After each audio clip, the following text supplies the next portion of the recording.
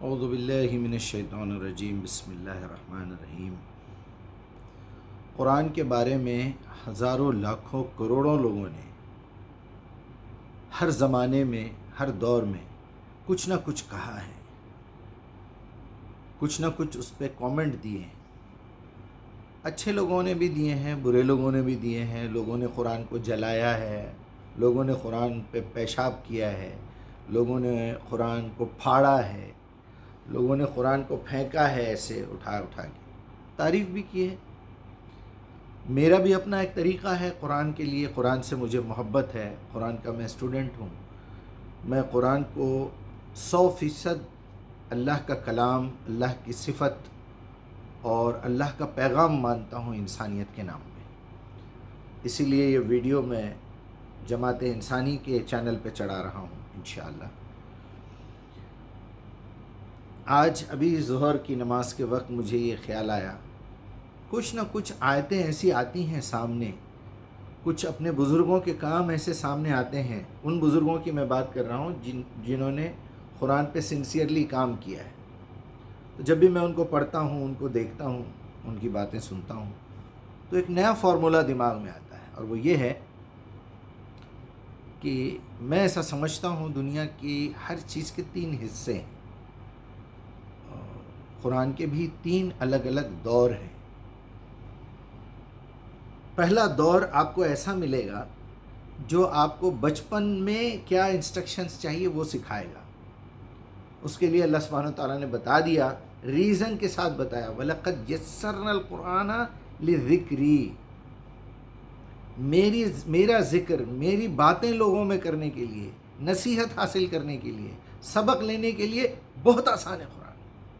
قرآن کا ایک بہت بڑا حصہ ایسا ہے جو آپ کے بچپن کے لیے، آپ کی بچپن کی تربیت کرتا ہے۔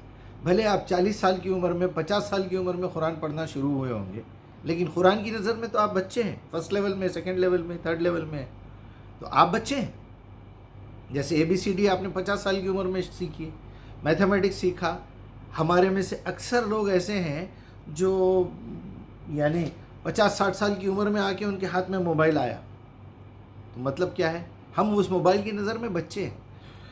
تو وہ بچوں کے لیے ایک ایسا کورس ہے اس کے اندر، جو میں سمجھتا ہوں 13 سال سے لے کے 14-15 سال کی عمر تک آپ اگر قرآن پڑھیں گے تو وہ بیسک آپ کے اندر پیدا ہوں گی۔ اور میں سمجھتا ہوں اس کے لیے سب سے بہترین سلیبس مکی صورتیں ہیں۔ مکی صورتیں آپ کو لازماً پڑھنا ہی پڑھنا ہے، سمجھنا ہی سمجھنا ہے۔ اگر اس کے 100 دور بھی آپ پورے کر رہے ہیں نا، صرف آپ 30واں پارہ سنا کیجئے، آپ روز سنتے رہیے، 100 ڈیز کا کورس بنا لیجئے، صرف 30واں پارے کا ترجمہ آدھا گھنٹے کا ہے۔ آپ 100 ڈیز کا یہ کورس بنا لیجئے، ایک فجر کی نماز میں یا آپ سوتے وقت، اور دوسرا اور آدھا گھنٹہ دینا ہے، اگر دے سکتے تو دیجئے۔ ہر فجر کی نماز کے بعد ایک پارہ کر کے سنتے جائیے 30 پاروں تک، 30 دنوں میں قرآن مکمل ہوگا۔ ادھر ایک قرآن کر کے 3 قرآن اور 10 پارے مکمل ہوں گے، ادھر 100 دنوں میں آپ کا 100 مرتبہ مکی صورتوں کا ریپیٹیشن ہوگا۔ اور بھی ہیں لیکن اس میں آپ کو 30-35 مل جائیں گے۔ تو ایک تو قرآن کا بچپن ہے، ایک قرآن کی جوانی ہے۔ اگر آپ اس کو اس طرح لینا چاہیں کہ قرآن آپ کو کچھ سکھا رہا ہے، علم حاصل کر رہے ہیں آپ۔ دوسرا جوانی کا حصہ ہے، اس میں عمل کر رہے ہیں، آپ کو عمل کرنا ہے، آپ کو جہاد کرنا ہے، آپ کو کام کرنا ہے، محنت کرنا ہے، قرآن کے احکامات کی پابندی کرنا ہے، برائیوں سے بچنا ہے، اور جتنے احکامات ہے، حسنات ہے، اس پہ عمل کرنا ہے۔ تیسرا دور شروع ہوتا ہے آپ کا، جیسا ہی آپ قرآن کا یہ پورا ایریا، میں سمجھتا ہوں 1 سال کا ٹائم چاہیے۔ اگر آپ کے اندر ہزاروں برائیاں بھی اگر ہیں نا، میں نہیں سمجھتا کہ 365 سے زیادہ کوئی برائیاں ہوں گے ایک آدمی میں۔ 365 دنوں میں 365 برائیاں چھوڑ سکتے ہیں آپ۔ اگر آپ کے پاس 30 برائیاں بھی ہے تو آپ ہر 10 دن میں ایک برائی چھوڑیے۔ آپ 1 سال کے اندر ادھر 12 قرآن آپ کے مکمل ہو جائیں گے، ادھر 30واں پارہ 365 مرتبہ سن لیں گے آپ، اور ادھر 365 آپ کے جو ہے برائیاں دور ہو جائیں گی۔ یہ 1 سال کی ٹریننگ کے بعد اب آپ آئیے دعوت کے میدان میں. یہاں آپ جوان ہو گئے ہیں، جوانی میں آ چکے ہیں آپ، چاہے آپ حقیقت میں کوئی بھی عمر کے ہوں گے، لیکن جیسا ہی یہ دور مکمل ہوتا ہے 1 سال کا، 2 سال کا، 3 سال کا جوانی کا، پھر آپ کو قرآن جو ہے ایسے درجے میں، ایسے مرتبے میں لے کے جائے گا جہاں قرآن کی بزرگی شروع ہوتی ہے. قرآن کا بچپن، قرآن کی جوانی، قرآن کی بزرگی. اب آپ کی بزرگی شروع ہو گئی، اس میں اب آپ کو دعوت کا کام کرنا ہے.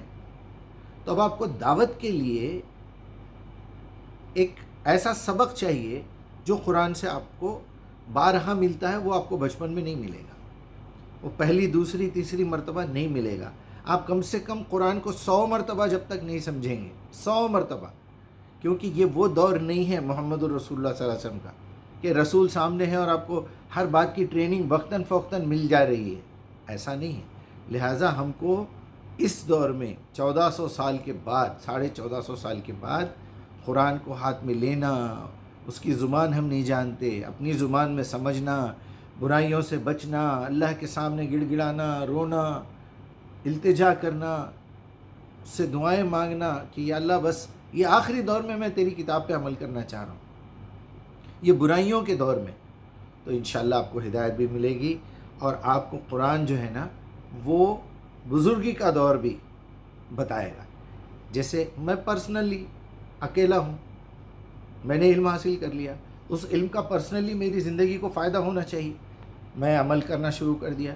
اس کے بعد میرے گھر والوں کو سب کو دعوت دینا شروع کر دیا.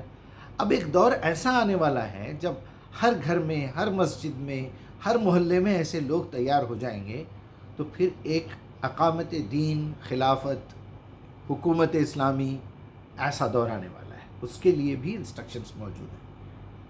یہ آپ فائنل دور سمجھیے قرآن کا.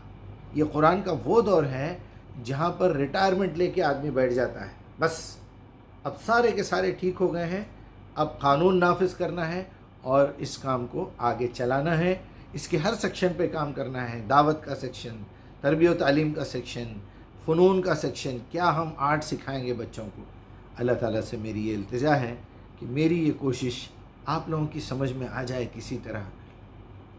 ہم نے مکسچر بنایا ہوا ہے دین کا.